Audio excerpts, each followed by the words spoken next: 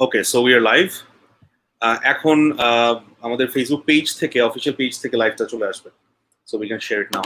Okay, guys, this is me, Ryan from Shikwe Shobai. So we are back with another episode of Meet the Experts. আজকে আমরা কথা বলবো about marketing and branding, and we have a very special guest with us. আজকে আমাদের সাথে আছেন Mr. Firoz Alam. He's working as the Deputy Executive Director for Walton Group. So শুরুতেই thank you so much ভাইয়া আমাদের কাছে join করার জন্য। আমরা আসলেই আমাদের স্টুডেন্টরাও কিন্তু বেশ এক্সাইটেড আজকে আপনার কাছ থেকে আসলে মার্কেটিং নিয়ে কিছু সাজেশনস এন্ড আমরা অনেক নলেজ পাবো ইনশাআল্লাহ। সো ভাইয়া আমি শুরুতেই স্টার্ট করতে চাই যে ইনশাআল্লাহ। সো শুরুতেই স্টার্ট করতে চাই with your journey with Walton. আমি দেখলাম you been working for long time with Walton, I think since 2007। আপনি শুরু করেছিলেন as a additional director, senior additional director of PR, media and branding. So আপনি কিন্তু একদম you're on the forefront, একদম সামনের দিকে ছিলেন ওয়ালটনের পুরা ডিজিটাল মার্কেটিং অথবা মার্কেটিং এর যেই সেক্টরটা। সো এইটা নিয়ে যদি একটু শুরু করতাম। ওকে, আমি ওয়ালটনে স্টার্ট করেছি আসলে একজন প্রভিশনারি কর্মকর্তা হিসেবে। এটা 2007 এর শুরুর দিকে, তখন আসলে ডিজিটাল মার্কেটিংটা আসলে আসেনি। সো আমরা কাজ শুরু করেছিলাম খুব ছোট একটা টিম নিয়ে। ওয়ালটনের টিমটা তখন খুব বেশি বড় ছিল না, আমরা 4-5 জন মানুষ টোটাল, সব ধরনের 360 ডিগ্রি ব্র্যান্ডিং বলতে যেটা বোঝায় ওই সময়কার জন্য সেটা যা যা ছিল, যে আইটেম গুলো ছিল সেগুলো নিয়ে আমরা কাজ করেছি 2007 থেকে অলমোস্ট 13 প্লাস ইয়ার্স আমি ওয়ালটনের সাথে কাজ করছি।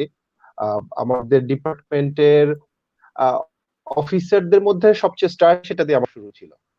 সো আমি সবগুলো স্টেপ পার হয়ে এখানে এসেছি, সবগুলো চেয়ারে বসে এসেছি। আচ্ছা, ওকে। সো আপনাদের স্টার্টটা কিভাবে হয়, মানে এই ডিজিটাল মার্কেটিং অথবা মার্কেটিং যে রেভলিউশনটা হলো আপনাদের কোম্পানির ভিতরে, সেটা স্টার্ট কিভাবে হয়?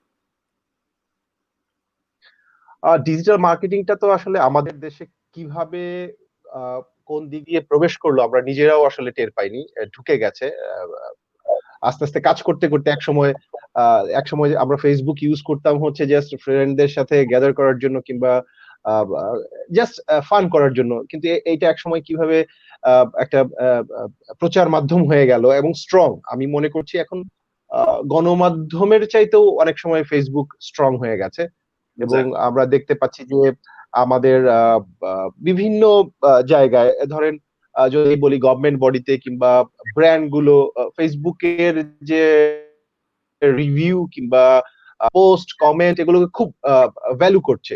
সো একটা সময় গিয়ে আমরা নিজেরাই টের পাচ্ছি যে ফেসবুক খুব স্ট্রং একটা মিডিয়া হয়ে গেছে। তো এই স্ট্রং মিডিয়াটা কিভাবে হয়েছে, কিভাবে আমাদের সাথে, কিংবা আমি মনে করি যে বাংলাদেশের যারা এই ডিজিটাল রেভলিউশনের আগে থেকে মার্কেটিং এ কাজ করছে, ওনারা মনে হয় কেউই খেয়াল করে বলতে পারবেন না যে এটা কবে থেকে আমরা অ্যাডপ্ট করে নিয়েছি এত শক্তিশালী একটি মাধ্যম হিসেবে। সো আমিও মনে করতে পারছি না কবে থেকে এটা শুরু হয়েছে, বাট আমি যদি মেমোরাইজ করতে চাই 2010 থেকে হয়তো আমরা কিছু কিছু করে ফেসবুকে পেজ মেইনটেইন করা, এই বিষয়গুলো থেকে আস্তে আস্তে শুরু করেছি। এরপরে এটা 11 থেকে মেবি 11 থেকে। গ্রেট। সো তাও তো ইটস বিন অলমোস্ট আপনার 18 ইয়ার্স, 18 বছর, 8-9 ইয়ার্স এর মতো হয়ে গেছে অলমোস্ট। সো আপনারা যেহেতু অলরেডি মানে ডিজিটাল মার্কেটিং অথবা মার্কেটিং ট্রেডিশনাল যে মার্কেটিং আগে ছিল, যেমন আমরা হয়তো মার্কেটিং বলতে অনেকেই বুঝি যে হয়তো দোকানে দোকানে যেতে হবে, হ্যান্ডস অন একদম রুট লেভেলে যে মার্কেটিংটা সেটা বুঝি, অথবা আমরা হয়তো ব্যানার, পোস্টার এইসব ব্যাপার বুঝি, অথবা টেলিভিশনে অ্যাডস। তো ওয়ালটন আসলে ট্রেডিশনাল মার্কেটিং থেকে যখন সোশ্যাল মিডিয়া মার্কেটিং আসলো অথবা ডিজিটাল মার্কেটিং আসলো, আপনারা কি এখান থেকে did you actually get advantage? এটা থেকে কি আপনাদের আসলেও লাভ হয়েছে? ডেফিনেটলি যখন এই মাধ্যমটা এত স্ট্রং হয়ে গেছে, এখানে অ্যাক্টিভ না হয়ে আসলে আমাদের না কোনো প্রতিষ্ঠানেরই এই মুহূর্তে উপায় নাই। তখন থেকেই আমরা বুঝতে পেরেছি, যখন থেকে যে আসলে সামনের দিনগুলোতে সবকিছুই ডিজিটালি বিকাশ লাভ করবে। তো আমরা এই খাতে তখন থেকে একটু আলাদা করে নজর দেওয়া, একটা টিম ডেভেলপ করা যারা এই বিষয়গুলো নজরদারি করবে। আপনি জানেন যে এটা একটা মহাসমুদ্র, তো সমুদ্রের কোথায় কোন জাহাজ চলছে এটা যেমন সেন্ট্রালি বিভিন্ন দেশের গভর্নমেন্ট লাইট হাউস কিংবা আদার্স অপশন গুলোর মাধ্যমে মনিটর করে, এরকম প্রতিটা প্রতিষ্ঠানই তার কোথায় কোন পোস্ট যাচ্ছে, কিওয়ার্ডের মাধ্যমে আপনার আসলে কোথায় কোথায় আপনার পোস্ট চলে যাচ্ছে আপনি নিজেও জানেন না। সো এটা স্ট্রং মনিটরিং টিম প্রয়োজন ছিল। আমরা শুরুর দিকেই একটা টিম করে আমরা কাজ করেছি এবং আমরা এখান থেকে ভালো একটা বেনিফিট পেয়েছি, অতীতেও ভবিষ্যতে পাবো ইনশাল্লাহ। ওকে, সো এরকম বড় বড় কোম্পানিগুলোর জন্য, ফর এক্সাম্পল ওয়ালটনের জন্য, আপনারা কোন মিডিয়াম থেকে আসলে মানে কোন মিডিয়ামটাতে আপনারা সবচেয়ে বেশি মার্কেটিংটা করছেন? ডিজিটালের ক্ষেত্রে বলছেন না ওভারঅল সবকিছুতেই? সবকিছু মিলিয়ে। ওভারঅল এর কথা বললে আমরা বলবো যে এখনো আমরা যে গতানুগতিক যেটা নরমালি যে মিডিয়া গুলোতেই আগে থেকে বিজ্ঞাপন চলতো সেখানেই আসলে বাজেটটা এখনো বেশি। আমি মনে করি যে সব বড় ব্র্যান্ডেরই। আর আরেকটা বিষয় হচ্ছে ডিজিটাল মার্কেটিং কি তুলনামূলকভাবে সস্তা। সো একই রেঞ্জে কাজ করতে গেলেও আপনার অর্থের যে বাজেটের যে হিসাবটা ডিজিটাল মার্কেটিং এ কমই লাগে। আর এখনো আপনি আমাদের দেশে যে যদি বলেন যে ইন্টারনেটের সহজলভ্যতা, এখনো expensive internet. So digital marketing এর বিকাশের বড় অন্তরায় হচ্ছে সস্তা ইন্টারনেট। আমরা যদি সস্তা ইন্টারনেট প্রোভাইড করতে পারি, এই খাতে হয়তো সবারই আরো ইনভেস্ট বাড়বে। তো গতানুগতিক ভাবেই আমরা এখনো পর্যন্ত টিভি, নিউজপেপার, অনলাইন নিউজপেপারটাও ডিজিটাল ফরম্যাটে পড়ে, বাট আমি এটাকে গতানুগতিক মার্কেটিং এর ট্রেন্ডেই ফেলবো। তো এই জায়গাগুলোতে আমাদের ইনভেস্টমেন্ট এখনো বেশি। আচ্ছা, সো আমরা একটু টেকনিক্যাল একটা টার্মে যাব। আসলে অনেকেরই একটা কনফিউশন থাকে যে মার্কেটিং এন্ড ব্র্যান্ডিং, এই দুটো টপিকের মধ্যে আসলে ডিফারেন্সটা কি? সো এটা যদি আমাদেরকে একটু বলতেন যে আসলে এই দুটোর মধ্যে পার্থক্যটা কোথায়? ওকে, মার্কেটিং এবং ব্র্যান্ডিং আমি তো আসলে গতানুগতিক ভাবে শিখে আসিনি বলে আমি গতানুগতিক ভাবে কথা বলে কমফোর্টও ফিল করি না এবং গতানুগতিক সংজ্ঞাগুলো হয়তো আমরা গুগল করলেই পেয়ে যাব।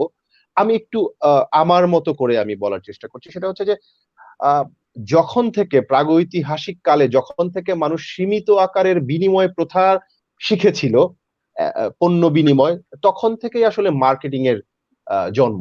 মার্কেটিংটা তখন থেকেই শুরু হয়ে গেছে। বাট ব্র্যান্ডিংটা এসেছে আরো অনেক পরে। যদি আমরা তো এখন ইউরোপিয়ান ব্র্যান্ড গুলোই টপ লিড করি, আমেরিকা, ইউরোপ, এদিকে ইউরোপে 1300 শতকের দিকে হচ্ছে ব্র্যান্ডিং এর সূত্রপাত। আর এই দিকে তো যদি প্রথাগত ব্র্যান্ডিং এর কথা বলি, ডেফিনেটলি তারপরে এসছে। যদিও মানে অসমর্থিত সূত্রে বলা হয় যে আয়ুর্বেদের কিছু আইটেমের ব্র্যান্ড সেই 600 550 শতাব্দীর দিকেই নাকি ভারতবর্ষে ছিল। আমি শিওর না, এগুলো নেট ঘাটতে গেলে এই ধরনের কিছু তথ্য পাওয়া যায়, এগুলো সত্যতা যাচাই করা আমাদের পক্ষে সম্ভব নয়। তো যেভাবেই বলি, এটুকু বলা যায় যে কয়েক হাজার বছরের পার্থক্য আছে হচ্ছে আপনার মার্কেটিং এবং ব্র্যান্ডিং এর মধ্যে। সো মার্কেটিং হচ্ছে একেবারেই রুট, এটা শেকড়। এখান থেকেই আসলে ব্র্যান্ডিং, আদার্স যে অপশন গুলো ডালপালা ছড়িয়েছে। সো মার্কেটিং সম্পূর্ণভাবেই হচ্ছে ব্র্যান্ডিং এর মাদার বলা যেতে পারে। মার্কেটিং এর একটা সেকশন হচ্ছে ব্র্যান্ডিং। অনেক সময় মার্কেটিং এবং ব্র্যান্ডিং কে গুলিয়ে ফেলি। মার্কেটিং হচ্ছে ফোর্স করা হয় ক্রেতাকে, তার মানে পণ্য কেনার জন্য ক্রেতাকে এক ধরনের প্রলুব্ধ করা হয়, বিভিন্ন ধরনের প্রলোভন দেওয়া হয়। আর ব্র্যান্ডিং হচ্ছে এটা অনেকটা ফুল ফুটলে যেরকম মৌমাছি এমনিতেই চলে আসে, ব্র্যান্ডিংটা হচ্ছে কাস্টমার ব্র্যান্ডের প্রতি এমনিতেই চলে যাবে। আমি যদি আরেকটু মজা করে বলতে চাই, সেটা হচ্ছে যে সাধারণভাবে আমাদের দেশে যদি একটা মেয়ে কোনো ছেলের প্রেমে পড়ে, এক ধরনের আচরণ করে, আরেকটা ছেলে যখন একটা মেয়ের প্রেমে পড়ে তখন আরেক ধরনের আচরণ করে। ছেলেরা কি করে, আহ, কোনো মেয়েকে পছন্দ হলে সে বিভিন্ন ভাবে ছলে বলে কৌশলে তাকে প্রেজেন্ট করার চেষ্টা করে মেয়েটার সামনে, এবং সে নিজেই গিয়ে বারবার প্রপোজ করতে থাকে, আমি তোমাকে ভালোবাসি, আমি তোমাকে ভালোবাসি, আমি তোমাকে ভালোবাসি। ইন আদার হ্যান্ড, যখন কোনো মেয়ে কোনো ছেলেকে ভালোবাসে, আমি যদি ক্লাসমেটের মধ্যেও ধরি, মেয়েটা কিন্তু ছেলেটাকে পারতপক্ষে বলে না আমি তোমাকে ভালোবাসি। মেয়েটা এমন কিছু আচরণ করে, এমন ভাবে ছেলেটার সামনে নিজেকে প্রেজেন্ট করে, ছেলেটা একসময় বাধ্য হয় বলতে যে আমি তোমাকে ভালোবাসি। সো এই যে মেয়েটার যে আচরণ, এটাই ব্র্যান্ডিং, আর ছেলেটার আচরণটা মার্কেটিং। Right. তো জি, সো এইটা খুব এই ইন্টারেস্টিং। হ্যাঁ, একটা খুব সুন্দর করে কথা বলেছেন আসলে। আই থিংক আপনার মানে ব্র্যান্ডিং এর ইম্পর্টেন্সটা আস্তে আস্তে হয়তো আমরা এখন বুঝতে পারছি। এখন আমাদের বাংলাদেশে কিছু ব্র্যান্ড দ্বারা হয়েছে। সো আই থিংক এখন আমরা আস্তে আস্তে বুঝতে পারছি। বাট আপনার মুখ থেকে যেটা শুনলাম যে এখনো তাহলে মানে আমাদের বাংলাদেশ ওয়াইড, নেশন ওয়াইড বড় বড় ইন্ডাস্ট্রি গুলো এখনো কনভেনশনাল মার্কেটিং এই বেশি স্পেন্ড করছে। যদিও এটা কারণ বললাম দুটো কারণ। ডিজিটালের খরচ খুবই কম। সো আচ্ছা আচ্ছা পুরো বাজেটটা ডিজিটালে দিতে গেলে যে পরিমাণ ইমপ্রেশন কিংবা যে পরিমাণ এটাকে মনিটর করতে হবে হয়তো অনেকগুলো কারণেই, বাট এখনো পর্যন্ত বাংলাদেশে 80% লোক রোজ গড়ে 1 ঘন্টা টিভি দেখে, সেটা যে চ্যানেলই দেখুক। সো টিভিতে একটা বাজেট রাখতেই হয়। নিউজ পেপার এখনো মানুষ দেখবেন আপনি রাস্তাঘাটে রিক্সাওয়ালা, সিএনজি চালায়, ড্রাইভার প্রত্যেকেই দেখবেন একটা নিউজ পেপার পড়ার চেষ্টা করে। যদিও কোভিড টাইমটাতে আমরা নিউ নরমাল বলছি, এটার সাথে কম্পেয়ার করব না। নরমাল টাইমে নিউজ পেপার পড়ার টেন্ডেন্সি হিউজ পরিমাণে। সো এই জায়গাগুলোকে আসলে অস্বীকার করার মতো সময় এখনো বাংলাদেশে আসে। Exactly exactly. সো যেহেতু অলরেডি আমরা ট্রেন্ড নিয়ে কথা বলছিলাম, যেহেতু অলরেডি আমরা দেখতে পাচ্ছি যে পুরো ওয়ার্ল্ড ওয়াইডে এখন কিছু চেঞ্জেস আসছে, আমাদের এখন সীমিত আকারে সবকিছু। সো এই ক্ষেত্রে আপনার সাথে ডিসকাস করতে চাচ্ছি যে আপনার কাছে কি মনে হচ্ছে যে মার্কেটিং ট্রেন্ড গুলো কিভাবে চেঞ্জ হচ্ছে? অলরেডি আমরা কি কোনো ট্রেন্ড এরকম চোখে পড়ছে নাকি, অথবা এটার সাথে অ্যাড করবো যে যারা মার্কেটিং এর জবে ইন্টারেস্টেড, যারা হয়তো ডিজিটাল হোক অথবা আপনার কনভেনশনাল মার্কেটিং হোক, মার্কেটিং একটা জবে ইন্টারেস্টেড যদি থাকে, তাদের আসলে কি কি যোগ্যতা থাকা উচিত? মানে যদি ফর ইনস্টেন্স যদি এমন হয় যে আপনার কোম্পানিতে আমি as a marketing guy join করতে চাচ্ছি, আমার মধ্যে আপনি কি কি খুঁজছেন আসলে? আচ্ছা, আমাদের মতো কিংবা ধরেন যে প্রতিষ্ঠানগুলো একটু প্রতিষ্ঠিত হয়ে গেছে তাদেরকে আহ, তাদের ওখানে আসলে জয়েন করতে গেলে প্রথমেই যে জিনিসটা চাওয়া হবে সেটা এক্সপেরিয়েন্স, যেটা আসলে ফ্রেশদের জন্য খুব কমই থাকে। আমাদের কিছু কিছু সেক্টরে আমরা ফ্রেশ নেই, একেবারেই যে নিচ্ছি না তা না, বাট একেবারে কোর ব্র্যান্ডিং এ গেলে একটু এক্সপেরিয়েন্স নিয়ে আসতে হবে। সেজন্য আমি ফ্রেশারদেরকে রিকোয়েস্ট করব আহ, মাঝারি কিংবা ছোট আকারের কোনো প্রতিষ্ঠানে কাজ শুরু করতে। তাহলে শেখার সুযোগ থাকে। আহ, নানা রকমের কাজ করানো হয়, যখন ওই জায়গাগুলোতে ফ্রেশারদেরকে দিয়ে সব ধরনের কাজ করানো হয়। আমি পছন্দ করি সবসময় মার্কেটিং শেখার জন্য এজেন্সির জব। কেউ যদি মার্কেটিং এ কাজ করতে চায়, তার জবটা যদি এজেন্সি থেকে শুরু হয়, তার নলেজটা ফুলফিল হয়। বিকজ একটা এজেন্সি শত ধরনের পণ্য নিয়ে কাজ করে। আপনি যে প্রতিষ্ঠানে যান হয়তো আপনার একটা ব্র্যান্ডের এগেনস্টে হয়তো 2-3টা আইটেমের কাজ করার সুযোগ আপনি পাবেন, বাট এজেন্সিতে গেলে আর এজেন্সি গুলো যখন হায়ার করে ওরা রেগুলার চেঞ্জ করে।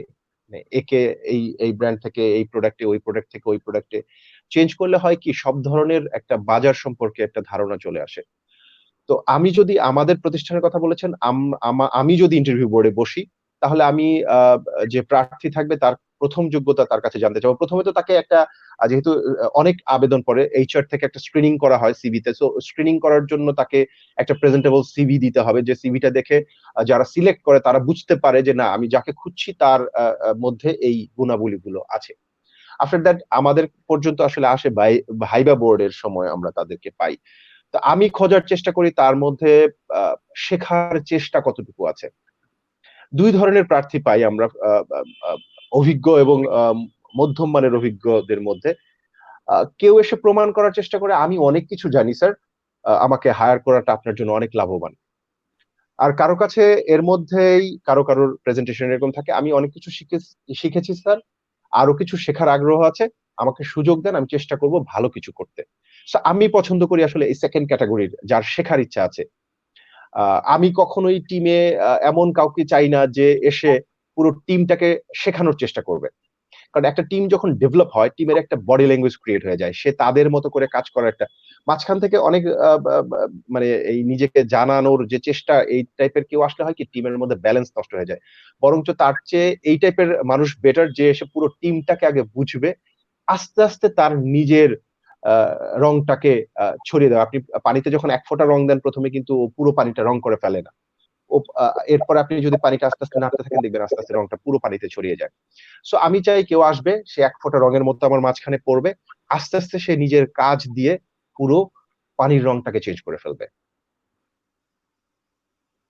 ওকে, গ্রেট। আই থিঙ্ক এটা আহ, মানে একটা টিমের জন্য খুবই দরকার। মানে টিমের প্রত্যেকটা মেম্বার যদি তাদের নিজেদের এক্সপিরিয়েন্স গুলো শেয়ারিং এর একটা মেন্টালিটি থাকে, তাহলে আসলে রাইট। টিম টাতে কাজ করেও মজা লাগে আসলে। আর আর জানতে চাচ্ছিলাম যে এই ট্রেন্ডের কথা যেটা আমরা বলছিলাম, যে ডিজিটাল মার্কেটিং অথবা মানে ওভারঅল কনভেনশনাল মার্কেটিং কিভাবে চেঞ্জ হতে পারে ইন দ্য নেক্সট 5 ইয়ার্স। আমাদের হয়তো এখন রিসেন্ট যে এক্সপিরিয়েন্স আমরা পাচ্ছি, সেখান থেকে how can it change for the better, যদি আরো ইমপ্রুভ করে কিভাবে ইমপ্রুভ করা যায়? আচ্ছা, ট্রেন্ডটা আসলে এই কোভিড-19 এসে আমাদের পুরো যে প্রিভিয়াস সময়গুলোর যে ক্যালকুলেশনটা ছিল, পুরোটাকেই কিন্তু চেঞ্জ করে ফেলেছে এবং এটা কিন্তু সহজে আগের অবস্থায় আমি আমি ভাবছি যে এটা আর আগের অবস্থায় কখনোই যাবে না, যে ট্রেন্ড গুলো ছিল। সো অনেক মার্কেটিং থিওরি বাতিল হয়ে যাবে। দীর্ঘদিনের অভিজ্ঞতা এখন ভ্যালু কমে যাবে। আপনি হয়তো ২০ বছর ধরে মার্কেটিং করে অভিজ্ঞতা অর্জন করেছেন। আপনার এই অভিজ্ঞতার ভ্যালু এখন হয়তো ৫ বছরে এসে ঠেকবে। পুরো বিষয়গুলো চেঞ্জ হয়ে যাবে। যে মার্কেটিং এর জন্য আমাদের কটলার স্যার কিংবা আদার্স যারা আছেন, অ্যা আ আকার, উনারা যে টাইপের থিওরি দিয়েছেন, আমার মনে হয় নেক্সট এডিশনে এই থিওরি গুলো চেঞ্জ হয়ে যাবে। কেস স্টাডি গুলো চেঞ্জ হয়ে যাবে।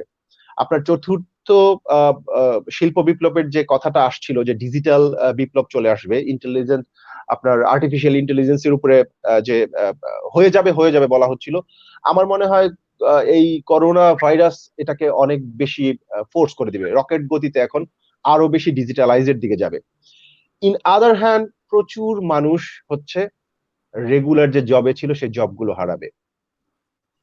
এবং আপনাদের প্ল্যাটফর্মের যে স্টুডেন্ট আছে, শিখবে সবাই যারা শিখছে, আ সে মানে হ্যাপিলি অ্যানাউন্স করছি যে ওদের জন্য একটা বড় অপরচুনিটি ওপেন হবে। আপনার ধরেন 2014 এ আমেরিকাতে হচ্ছে আ অলমোস্ট 40% হচ্ছে আপনার ছিল। আ আ স সরি, মানে 2019 এ 40% হচ্ছে ফ্রিল্যান্সার কাজ করত টোটাল আমেরিকা মার্কেটে। বাট ধারণা করা হচ্ছে যে আপনার এই কোভিড-19 এর পরবর্তীতে ৬ মাসে এই সংখ্যাটা 70% এর কাছাকাছি চলে যাবে। সো আপনার জব আপনার নিজেকেই দিতে হবে। সো আপনি কখন আপনাকে নিজেকে জব দিতে পারবেন? নলেজ বেস এডুকেশন এর কোনো ভ্যালু থাকবে না।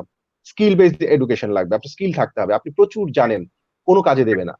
আপনার নলেজটাকে পাশে রেখে স্কিলটাকে ডেভেলপ করতে হবে। সো স্কিল ডেভেলপ করে দেন আপনার চাকরি আপনাকেই দিতে হবে।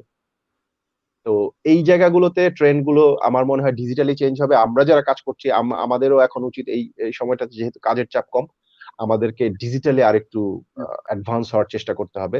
দীর্ঘদিন ধরে আ আ মার্কেটিং করে আমি অনেক এক্সপেরিয়েন্স অর্জন করেছি। আমার ৩০ বছরের অভিজ্ঞতা, ৪০ বছরের অভিজ্ঞতা। আমার জবও সিকিউর না এবং আমার জবটাই আগে যাবে বিকজ অফ আমি হাইলি পেইড। কোম্পানিগুলো সারভাইভ করার জন্য হাইলি পেইড লোকগুলোকে আগে সরাবে। সো এই যে এই রিস্কের মধ্যে আমরা নিশ্চয়ই এতদিন ধরে কাজ করে এসেছি সারেন্ডার করার জন্য না, ডিফেন্স করার জন্য। সো আমাদের ডিজিটালি অ্যাডভান্স হয়ে এটাকে ডিফেন্স করতে হবে। Okay, great, thank you so much. So I think আপনার কথার সাথে আমিও আমার নিজের এক্সপিরিয়েন্স কিছুটা মিলিয়ে নিতে পারছি। যেমন আমরা কিছু নিউজ হতে শুনেছি যে আপনার বড় বড় কোম্পানি, ওয়ার্ল্ড এর গুগল অথবা মাইক্রোসফট, তারাও কিন্তু এই কয়দিন ওয়ার্ক ফ্রম হোমটা ট্রাই করে দেখেছে এবং তারা এরকম বড় বড় কোম্পানি আসলে দেখতে পাচ্ছে যে আহ, অনেক অনেক এক্সপেন্সেস কমে যায়, অনেক খরচ কমিয়ে আনা যায় হুম, যখন এমপ্লয়ার বাসা থেকে কাজ করে। এবং হয়তো আরেকটা আমরা নিউজ দেখেছিলাম যে এই গত আহ, 4 মাসে অথবা 3 মাসে আপনার ডিজিটাল অথবা অনলাইন ডিজিটাল ওয়ার্ল্ডটার প্রগ্রেসটা হয়েছে, এটা আগামী 10 বছরেও হয়তো হতো না, এত ফাস্ট হয়েছে এই গত 3-4 মাসে। ট্রু, আই থিঙ্ক আমাদেরকে রাইট। অনেক কিছুই এখন একটু চেঞ্জ করে দেখতে হচ্ছে। অ্যান্ড এটার সাথে অবভিয়াসলি দেখা যাচ্ছে যে একটা জিনিস মেনশন করলেন, which is also kind of true, যে when I am paying somebody, আমি অনেক হাইলি যাকে পে করছি, তাকে হয়তো সেই অনুযায়ী তখন আপডেট করতে হবে। সো আই থিঙ্ক এখানে আমাদের যারা স্টুডেন্ট আছে, যারা শিবের সবাই স্টুডেন্ট আছে, এই ট্রেন্ডটা কিন্তু আগে থেকেই আপনার ইউএসএ তে 2008-9 থেকে আসলে যখন ওদের রিসেশন হলো প্রথমবার, তখনই lot of people lose their jobs, অনেকেই চাকরি যখন হারিয়ে ফেলে, তখন দে ফিগার্ড যে নিজে থেকে শুরু করলে আসলে নিজের ব্র্যান্ডটা এস্টাবলিশ করা যায়। At the end of the day আপনার মুখ থেকে যেটা শুনলাম যে যেহেতু অনেকদিন ধরে আপনারা কাজ করছেন মার্কেটিং এর সাথে, সো ডেফিনেটলি আপনাদের এক্সপিরিয়েন্সেস গুলো কিন্তু আমাদের জন্য খুব দরকার। এবং যেমন আমি যদি একটা রিগোরাস মার্কেটিং এর মাধ্যমে ব্র্যান্ড না ক্রিয়েট করতে পারি, তাহলে আমি যতই মার্কেটিং এ খরচ করি আমার তেমন একটা সেল কিন্তু আমি পাবো না। আর অ্যাজ আ ফ্রিল্যান্সার আমরা যেহেতু নিজেদের ব্র্যান্ড নিজেদেরকে এস্টাবলিশ করতে হয়, আই থিঙ্ক এইটা আমাদের জন্য খুব দরকার হয়, নিজেদের ব্র্যান্ডটাকে কিভাবে মানুষের সামনে তুলে আনা যায়। সো ভাই, পরবর্তী কোয়েশ্চেন ন্যাচারালি চলে আসছে যে আসলে যদি আমাদের সবার স্টুডেন্টদের উদ্দেশ্যেই যদি একটু বলেন যে যদি আমি নিজেকে একটা ব্র্যান্ড হিসেবে এস্টাবলিশ করতে চাই, আমার কি কি করতে হবে, কোন কোন জিনিস জানা উচিত, কোন কোন বিষয়ে এক্সপিরিয়েন্স গেইন করা উচিত, এবং নিজেকে আরো বেশি হাইলাইট কিভাবে করা যায়? আচ্ছা, সরি। প্রথমত হচ্ছে যে আপনি যে কাজটা করছেন সেই কাজটাকে আগে দক্ষ হতে হবে।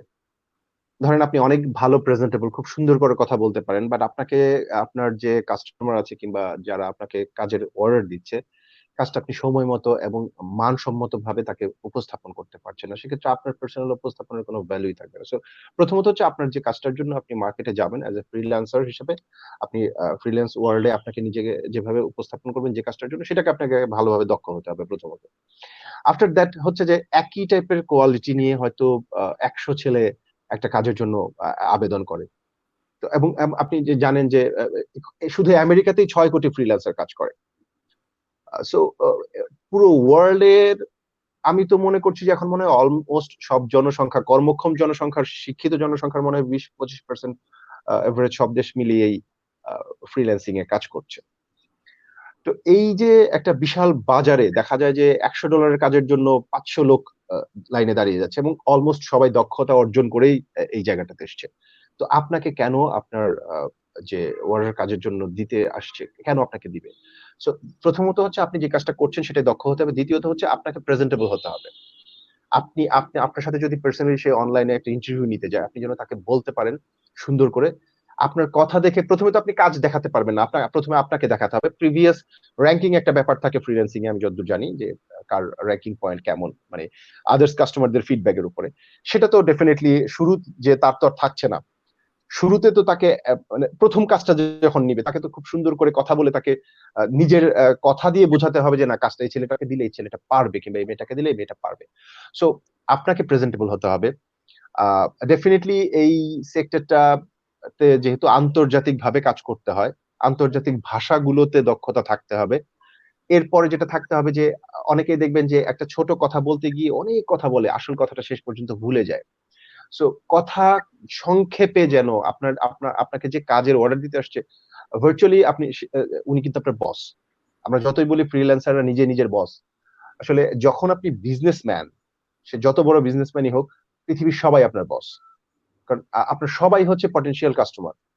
রেগুলার কাস্টমার তো বস হয়েই গেছে। যে কাস্টমার এখনো হয়নি সে আপনার পটেনশিয়াল কাস্টমার এবং যে লোকটা আপনাকে রেগুলার আপনার কাজের সমালোচনা করছে, ওর মধ্যে পটেনশিয়ালিটি আরো বেশি। ওর আপনার ক্রেতা হওয়ার সম্ভাবনা বেশি, কারণ ও আপনাকে রেগুলার ফলো করছে। সো এই যে জায়গাগুলোতে আপনাকে মানুষকে কথা বলতে হবে। সে হয়তো আপনাকে আ খুব তুচ্ছ-তাচ্ছিল্য করেও কথা বলতে পারে। বাট আপনাকে সেটা মাথায় না নিয়ে আপনি এসছেন আপনার প্রোডাক্টটাকে, আপনি নিজেই আপনার প্রোডাক্ট। সো এই প্রোডাক্টটাকে যত সুন্দরভাবে উপস্থাপন করার জন্য যা লাগে আপনি আমরা ধরেন যে আ সেই আগের স্টুডেন্টের লাইফ এর কথা বলতে হয় যে ধরেন ক্লাসে গেলে এক ধরনের ড্রেস, বাট ডেটিং এ গেলে আবার আরেক ধরনের ড্রেস। আ নিজেকে এই যে পরিবর্তন করে ফেলাটা, সো আপনার যে টাইপের কাজ করতে যাবেন, কাস্টমার যে লেভেলের, যে ধরেন যে ছোট কাজ, বড় কাজ মিলিয়ে আপনার প্রেজেন্টেশন গুলো যেন চেঞ্জ হয়ে যায়। আপনি আপনি যেন আপনাকে দেখেই যেন সে বিশ্বাস অর্জন করে যে না, এই ছেলে কিংবা এই মেয়েটাকে কাজটা দেওয়া যায়। ভাষাগত দক্ষতা, নিজের যে কাজ সেটার দক্ষতা। তৃতীয়ত যেটা আবার শুরুর থেকে বলছি যে আপনার কথা বলতে হবে গুছিয়ে। অল্প কথায় যেন আপনি আপনার সামনের মানুষটাকে বোঝাতে পারেন, হ্যাঁ, তুমি আমাকে কাজটা দাও, আমি কাজটা জানি।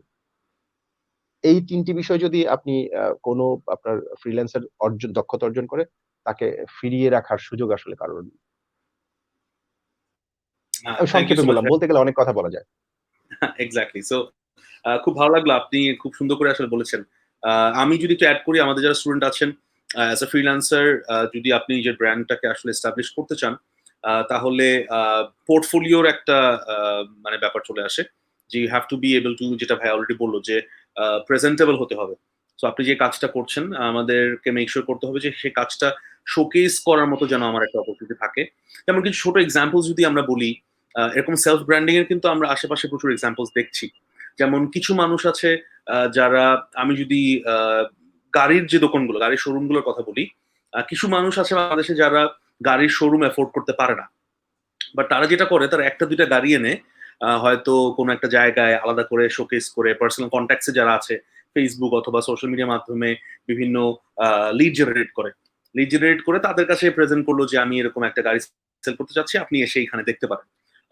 অথচ তার কিন্তু কোনো শোরুম অথবা তার কিন্তু কোনো ফিক্সড জায়গা নেই যেখান থেকে সে সেল করছে। তার ব্র্যান্ডিংটা সে নিজে করছেন এবং সেখান থেকে কিন্তু ১টা ২টা করে আপনি আস্তে, আস্তে হয়তো একসময় you'll be able to afford a showroom for yourself. So এখানে আসলে বেসিক্যালি নিজের গুডউইলটাকে একটু বাড়াতে হবে। অ্যান্ড আই থিঙ্ক ভাইয়াও এগ্রি করবেন, এবং ভাইয়ের কাছে জানতে চাবো যে আসলে client servicing, after sale service, বায়াররা যেন রিটার্নিং ক্লায়েন্টস হয়। যেমন ভাইয়া অলরেডি কাজ করছেন, আমরা আজকে আছি, আরেকবার ভাইকে ইন্ট্রোডিউস করে দিই। আমরা আছি ফিরোজ ভাইয়ের সাথে। He is working as the director for Walton group. অনেকদিন ধরেই মার্কেটিং এর সাথে কাজ করছেন। সো ভাইয়ার কাছ থেকে একটু জানবো যে আসলে এখানে at the end of the day returning ক্লায়েন্টসদের মূল্যটা আসলে আমাদের ইন্ডাস্ট্রিতে যখন আমরা কাজ করছি, ইন টার্মস অফ বিজনেস, সেটার গুরুত্বপূর্ণটা কতটুকু?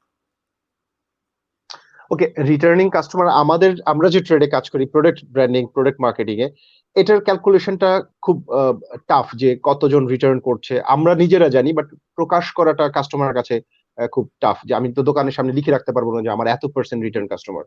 যদিও আমরা আমাদের ফ্রিজে মার্কেটের ক্ষেত্রে আমরা মোর দেন 75% মার্কেট শেয়ার আমাদের হাতে এই মুহূর্তে আছে। 100 ফ্রিজ বিক্রি হলে 75টা ওয়ালটনের হয়। সো এটা রিটার্ন কাস্টমার ছাড়া কোনোভাবেই সম্ভব না, you know that better. But ফ্রিল্যান্সারদের ক্ষেত্রে তার প্রোফাইলই হচ্ছে বলে দেবে যে তাকে মানে রেগুলার কাজ দেয় কত% লোক। সো আপনার যখন রেগুলার কাজ দেওয়ার সংখ্যা বেড়ে যাবে, তখন আপনার অচেনা একটা লোক আপনার যখন প্রোফাইলটা দেখবে, সে বুঝতে পারবে যে না, ডেফিনেটলি এই ছেলে ভালো কাজ করে, এই মেয়ে ভালো কাজ করে, না হলে একে কেন এই প্রতিষ্ঠানগুলো রেগুলার কাজ দিচ্ছে। সো আপনার যে কাস্টমারের কাজ করে দিয়েছেন হয়তো খুব অল্প টাকার কাজ, বাট তারপরে যদি তাকে খোঁজ নেন যে আমি যে বিশেষ করে ওয়েব পেজ ডেভেলপমেন্টের যারা কাজ করছে, তাদের আফটার সেল সার্ভিসটা খুবই জরুরি। আপনি একটা লোগো ডিজাইন করে দিয়েছেন, সেটার জন্য হয়তো আপনি তাকে জিজ্ঞেস করতে পারেন যে স্যার আপনার যে লোগোটা দিয়ে ডিজাইন করে দিয়েছে, আপনি মার্কেট থেকে কেমন ফিডব্যাক পেয়েছেন। সো এইটুকুই। বাট ওয়েব পেজ ডিজাইনের ক্ষেত্রে যে অনেক সময় কাস্টমার কিছুদিন পরে মনে হয় যে লুকটা ভালো লাগছে না, আপনি যদি পার্সোনালি তাকে বলেন স্যার এইটুকু আপনি আপনার যদি কোনো কিছু চেঞ্জ করতে হয় বলেন, আমি ফ্রি করে দিচ্ছি। সো হতে পারে যে এটার $5 একটা কাজ আপনি ফ্রি করে দিয়েছেন, বাট এটা আপনাকে $50 একটা কাজ পাওয়ার অপরচুনিটি ক্রিয়েট করে দিবে। সো আমরা তো ধরেন যে বড় ব্র্যান্ড গুলো বিজ্ঞাপনে কোটি কোটি টাকা খরচ করি। আপনি যখন নিজেই একটা প্রোডাক্ট, আপনাকে এই বিজ্ঞাপনের খরচটা ধরতে হবে আফটার সেল সার্ভিসে। আপনার তো আর কোনো বিজ্ঞাপন দেওয়ার, আপনি কাস্টমারকে লিফলেট বিলি করতে পারছেন না। সো আপনি যদি এই কাস্টমারকে রোজ কিংবা সপ্তাহে একদিন তার খোঁজ নেন, ইমেল করতে তো আর টাকা লাগে না। আপনি একটা মেইল দিলেন তাকে যে স্যার আপনার এই কাজটা এত সালে এই কাজটা আমি করেছিলাম, এই কাজটার ফিডব্যাক কি অবস্থা, আপনার যদি কোনো কিছু লাগে স্যার আমাকে জানাবেন, আমি এটা এত% কাজ যদি হয় আমি বিনামূল্যে আপনাকে এটা চেঞ্জ করে দেবো কিংবা আপগ্রেড করে দেবো। সো কিছুই না, আপনার হয়তো ফ্রি টাইমটাতেই আপনি এটা করবেন। আপনার যদি প্রচুর কাজের চাপ থাকে, আপনি তো আর তাকে ফ্রি কাজ করে দেওয়ার সুযোগ পাবেন না। বাট সেই সময়টাতেও যেন আপনি, কারণ আপনি জানেন না এই ভার্চুয়াল ওয়ার্ল্ডে আপনার কে আপনার প্রতিযোগী। সো একটা টাইমে হয়তো আপনার প্রচুর কাস্টমার আছে, আরেকটা টাইমে নাও থাকতে পারে। সো যে কাস্টমার গুলো আগে আপনাকে ভরসা করেছে, আগে যে আপনাকে পছন্দ করেছে, তাকে অবশ্যই আগের কাতারে রাখবেন। হয়তো একটা লোক দীর্ঘদিন যাবত আপনাকে 100 করে হয়তো $1000 কাজ দিয়েছে, আরেকটা নতুন কাস্টমার এসেছে একদিনে $1000 কাজ দিয়েছে। সো আমি পার্সোনালি প্রেফার দিব ওই 100 করে দিয়ে আসছে, কারণ ধারাবাহিকভাবে এই লোকটা আপনার উপর ভরসা করেছে। আর এইজন আসছেন, উনার হয়তো একটা কাজ করিয়ে আপনাকে ভালো নাও লাগতে পারে, বাট এই কাস্টমার আপনার পরীক্ষিত কাস্টমার। সো টাকার ভলিউমে না, কাজের ভলিউমে যে রেগুলার আপনাকে কে টাচে রেখেছে, সেই কাস্টমার গুলোকে আপনি একটু মোর নার্সিং এর মধ্যে রাখেন। আমি ফ্রিল্যান্সার না, সো এটা নিয়ে খুব বেশি কথা বলাটা, আমি আমার যে পার্সোনাল মানে আমার প্রোডাক্ট নিয়ে কাজ করি সেইটার নলেজটাকে একটু জাস্ট ডাইভার্ট করে, যতটুকু ফ্রিল্যান্সিং এর ব্যাপারে আমাদের অনেক ছোট ভাইয়েরা সাকসেসফুলি ফ্রিল্যান্সার, আমি বলবো ইউরোপ থেকে বড় বড় কোম্পানির চাকরি ছেড়ে গ্রামে বসে, আমাদের টাঙ্গাইলের একটা হচ্ছে মধুপুর নামে একটা জায়গা আছে, সেখানে জুয়েল নামে একটা ছেলে আছে, সে মেবি সুইজারল্যান্ড কিংবা ডেনমার্ক কোন একটা দেশে আইটি সেক্টরে পড়াশোনা করতে গিয়েছে, ওইখানে জব করা অবস্থা জব ছেড়ে দেশে ঢাকায়ও সে কিন্তু তার বেজ স্টেশন করেনি, সে চলে গেছে তার গ্রামের বাড়িতে। সেখানে এখন এটা অবশ্য গভর্নমেন্টকেও কিছু জায়গায় ডেফিনেটলি সম্মান দিতে হবে, কৃতজ্ঞতা জানাতে হবে যে একেবারে গ্রামেও এখন হাই স্পিড ইন্টারনেট চলে গেছে। সো এই ছেলে পেলে গ্রামে, এবং ও একটা ট্রেনিং সেন্টার চালায়, ওর এখানে ওর ফ্রেন্ডরা, আমি ট্রেনটা খেয়াল করি কোথায়, যে ফ্রেন্ড গুলো হয়তো লোকালি ফোন ফ্যাক্সের দোকান করতো, ফ্ল্যাক্সিলোটের দোকান করতো, এরা বিদেশ ট্যুরে যাচ্ছে। কিভাবে যাচ্ছে? কারণ ওরা সবাই ফ্রিল্যান্সার হয়ে গেছে, ওরা ভালো ইনকাম করছে, লাইফ স্টাইলটাই অনেক স্ট্যান্ডার্ড হয়ে গেছে। ঢাকার অনেক বড় প্রতিষ্ঠানের এক্সিকিউটিভরা ওই মধুপুরে থাকা ছেলেদের মতো লাইফ স্টাইল মেনটেন করতে পারছে না, বিকজ অফ ওরা এই যে নিজেকে স্কিল ডেভেলপ করে নিজেকে অ্যাজ এ ব্র্যান্ড দাঁড় করিয়েছে, ফরেন অর্ডার গুলো ওরা পাচ্ছে, কাজ করছে। সো ফ্রিল্যান্সারের জন্য একটা বিশাল বিশ্ব খোলা। সেই ভ্রুঙ্গামারির চরে থেকেও একটা ছেলে মান্থলি 2 লাখ টাকা ইনকাম করতে পারে, যদি সে এই কাজটা ভালোভাবে করতে পারে। তার হয়তো ভালো ইউনিভার্সিটিতে পড়ে 10 বছর চাকরি করে হয়তো 6 ডিজিট স্যালারি, স্বপ্নের স্যালারিটা হতো না। ফ্রিল্যান্সার হয়তো 6 মাস 1 বছর ওই জায়গায় চলে যাচ্ছে। জাস্ট ডেডিকেশনটা থাকতে হবে, আর কাজটাকে ভালোবাসতে হবে। আমি আমার বস এর মানে এই না যে আমি একেবারেই কাউকেই সম্মান জানাবো না। আমি আমার বস হওয়া পৃথিবীর সবাই আমার বস। এক্স্যাক্টলি এবং আমি কিন্তু এক্স্যাক্টলি এই জিনিসটা আমাদের স্টুডেন্টদেরকে বলি যে অনেকেই আমাদের কাছে যখন আসে, আপনি আশ্চর্য হবেন হয়তো যে অনেকেই বলে যে আমরা ফ্রিল্যান্সিং আসতে চাই, একটা লার্জ মেজরিটি ক্লাসের, যে আমরা ফ্রিল্যান্সিং স্টার্ট করতে চাই বিকজ ভাই ওই বসের প্যারা খেতে ভালো লাগে না, 9 to 5 জব করবো, এখানে একটা বস থাকবে, নিজের বস হবে, এটা কিন্তু অনেক বড় একটা লার্জ প্রপোর্শন স্টুডেন্টরা বলে। এবং তখন আসলে আমরা যারা করি এই কাজের সাথে অনেকদিন ধরে কাজ করছি যারা, তারা হয়তো একটু চিন্তা করি যে আসলে at the end of the day আপনার একজন মানে চাকরি করলে হয়তো একজন বস থাকে বা দুইজন আপনার চেইন অফ কমান্ড ইনচার্জ থাকলো, কিন্তু একজন ফ্রিল্যান্সারের কিন্তু মাল্টিপল বস থাকে।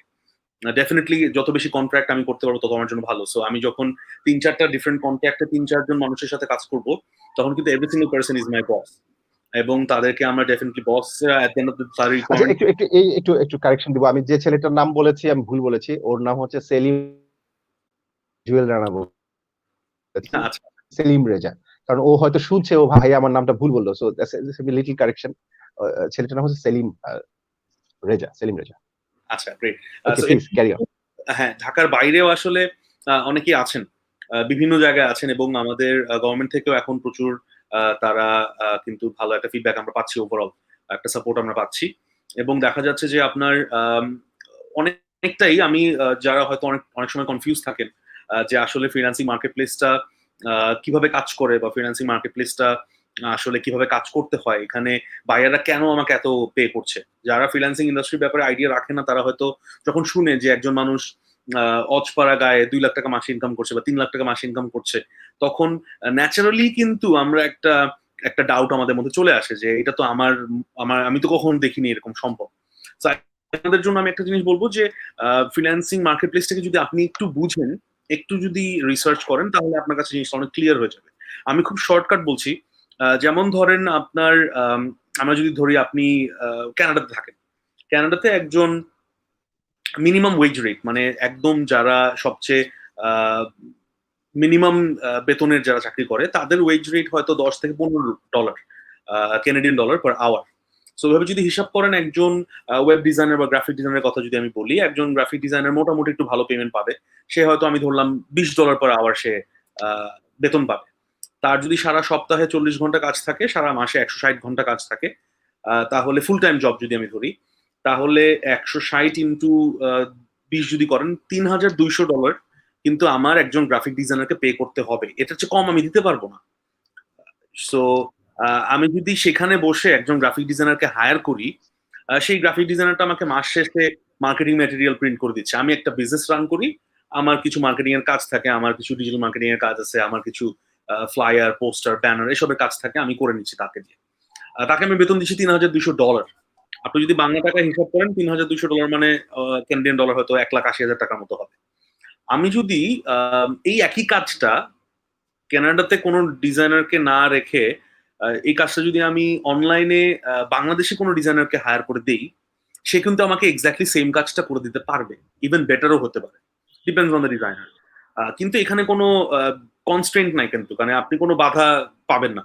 সবই এখন অনলাইনে হচ্ছে। আপনাকে ক্লায়েন্ট কমিউনিকেশন করবে স্কাইপের মাধ্যমে অথবা মেসেঞ্জারের মাধ্যমে, আপনি তার সাথে ফুল ভিডিও কনফারেন্সের মাধ্যমে কথা বলতে পারবেন, রিকোয়ারমেন্ট বুঝতে পারবেন, সে আপনাকে ক্লিয়ারলি সব কিছু বুঝিয়ে দিল, আপনি কাজটা দিলেন। সে যদি $3,200 জায়গায় $1,000 খরচ করে, মানে আমি যদি বাংলা টাকায় 70,000 টাকাও ধরি, বাংলাদেশে একটা ছেলে কিন্তু 70,000 টাকায় খুশি মনে সারা মাসে মার্কেটিং এর ডিজাইনে কাজ করে দিবে। সো এখানে কিন্তু আমরা এই যে আমরা বলি যে ফ্রিল্যান্সার অনেক ইনকাম করছে, ফ্রিল্যান্সাররা ভালো একটা লাইফস্টাইল লিড করছে, এইটা কিন্তু একটা মানে মূল রিজন না ফ্রিল্যান্সিং মার্কেট প্লেসটা টিকে থাকার জন্য। মূল রিজন হচ্ছে ক্লায়েন্টের অলমোস্ট 70% টাকা বেঁচে যাচ্ছে। এই জন্য এই ক্লায়েন্টদের জন্যই কিন্তু ইন্ডাস্ট্রিটা বেঁচে আছে, আর আমরা অ্যাজ আ বাই প্রোডাক্ট ভালো ইনকাম করি, বিকজ অনলি রিজন ইজ যেহেতু আমি বাংলাদেশে থাকছি, আমার এক্সচেঞ্জ রেটে ডলারের হিসাবে আমার টাকাটা বেশি আসে। সো এই জন্য আসলে একজন মানুষ মাসে 8 লাখ 9 লাখ টাকা কামাবে, এটা স্বাভাবিক, এটা করতেই পারে, কারণ ওনার পিছনে যেই 3টা বা 4টা কোম্পানি 9 লাখ 10 লাখ টাকা খরচ করছে, তারা ইন্ডিভিজুয়ালি হয়তো 50 লাখ টাকা সেভ করছে তার জন্য। তো এই জিনিসটা আসলে আপনি যখন হিসাব করবেন তখন আপনার জন্য বুঝতে ইজি হয়ে যাবে যে কেন ফ্রিল্যান্সাররা আসলে ইনকাম করতে পারে।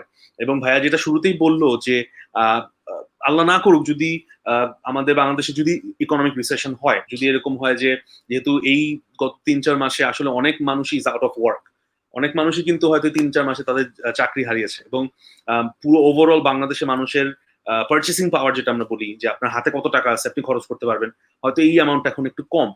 সো ডেফিনেটলি ওভারঅল ইকোনমিতে কিন্তু এটা একটু হলেও এফেক্ট করবে নেগেটিভলি। সো আই থিঙ্ক বাংলাদেশের যারা এরকম নেগেটিভ ইম্প্যাক্টে চলে আসবে তাদের তখন নিজের ব্র্যান্ডিংটা নিজেই করতে হবে এবং নিজের স্কিলটাকে নিজে থেকেই চেষ্টা করতে হবে কিভাবে সেল করা যায়।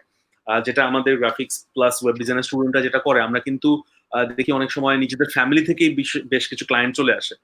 দেখা যায় যে বাবা, চাচা অথবা অন্য কেউ, কোন একটা বিজনেসম্যান ফ্লায়ারের কাজ দিচ্ছে অথবা ডিজাইনের কাজ দিচ্ছে, ওয়েব ডিজাইন ডেভেলপমেন্টের কাজ দিচ্ছে।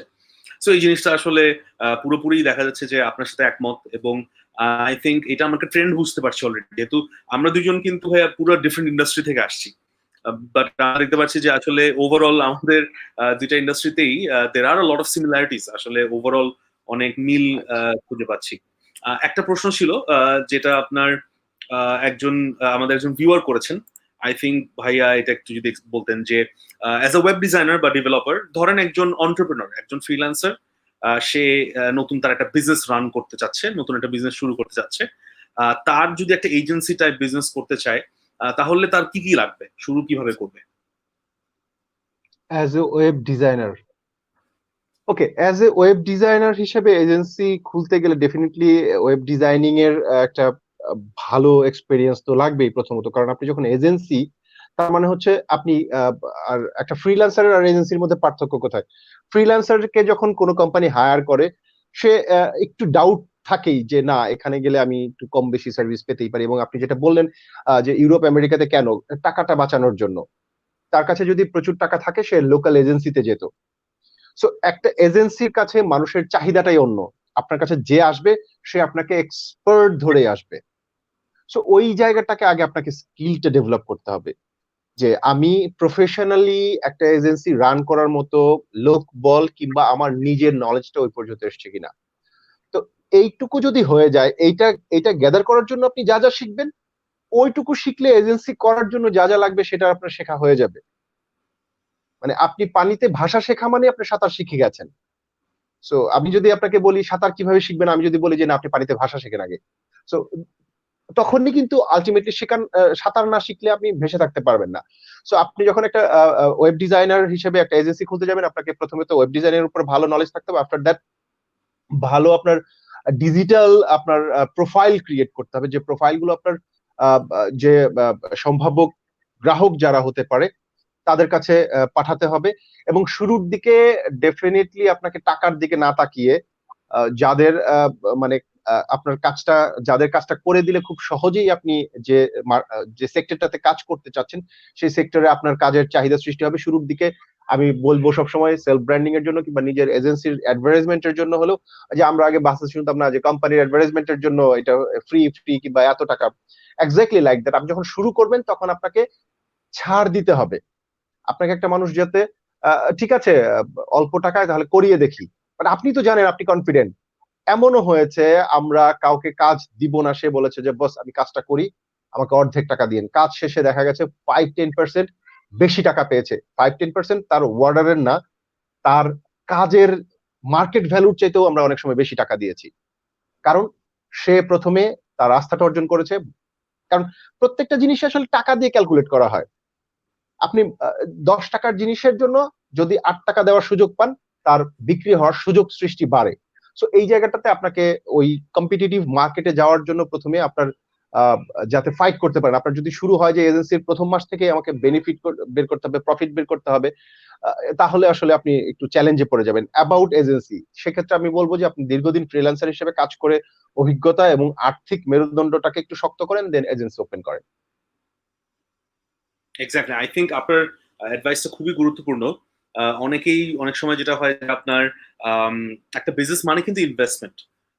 আপনাকে অ্যাটলিস্ট সময় হোক, টাকা হোক, আপনাকে কিন্তু ইনভেস্ট করতে হবে। সো আপনি যদি স্কিল না গ্যাদার করেন, আপনি যদি একটা ভালো টিম না ফর্ম করতে পারেন, তাহলে কিন্তু at the end of the day দেখা যাচ্ছে যে you are not very prepared to make that investment. সময় হোক অথবা আপনার যদি কোনো টাকা পয়সার ব্যাপার থাকে। সো ডেফিনিটলি আপনাকে তার আগে একটা স্কিল ডেভেলপ করতে হবে এবং আপনাকে একটা লিডারশিপ কোয়ালিটিও কিন্তু থাকতে হবে। আপনি যদি মনে করেন যে আপনি এজেন্সিটা লিড করবেন, you have to have that leadership skill. আপনার আন্ডারে ৪-৫ জন কাজ করবে। তাদের সাথে আপনার রিলেশনশিপটা, যেটা আমরা শুরুতেই বলছিলাম, ভাইয়া শুরু থেকেই বলছে যে টিম ওয়ার্কটা খুব ইম্পর্টেন্ট। আপনার টিমের মধ্যে কিন্তু there has to be chemistry, একজনের সাথে আন্ডারস্ট্যান্ডিং এর ব্যাপার আছে। আপনাকে, আমি যদি আমার এক্সপেরিয়েন্স থেকে বলি, শিখবে সবাই নিয়ে কাজ করছে এতদিন ধরে।